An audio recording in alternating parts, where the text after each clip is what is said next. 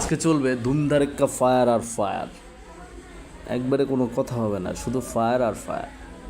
Fire করতেছি, পাশ থেকে দেখিয়ে দিল সিঙ্গেল বেলুনটা, সেটা ফায়ার করলাম, আলহামদুলিল্লাহ ফাটাতে পারছি।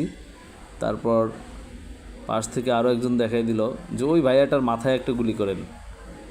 তো ফাইনালি ভাইয়াটাও হাসছিল, কিন্তু আমি আর সেটা করলাম না, আমি আমার কাজে লেগে গেলাম। পরে আরও একটা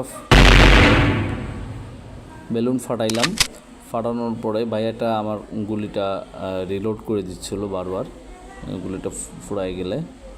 তারপর আরও একটা দুঃখের বিষয়, এটা মিস গেল আমার, জানি না কনসালটেন্টটা কোন দিকে ঘুরে গিয়েছিল।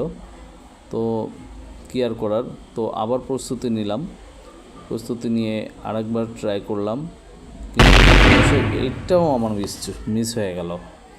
তো আর একবার ভাইয়াটা রিলোড করে দিল এবং প্রচুর পরিমাণে লোকজন যাচ্ছিল আমার সামনে দিয়ে, ফায়ারিং রেঞ্জ এরিয়া দিয়ে।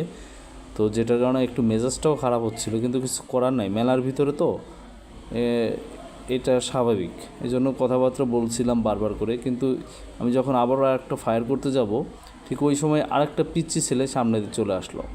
আসার পরে আরও কয়েকজন লোকজন মানে এলোপাতারিভাবে ঘুরলো, যে কারণে ফায়ারিংই বন্ধ করে দিলাম।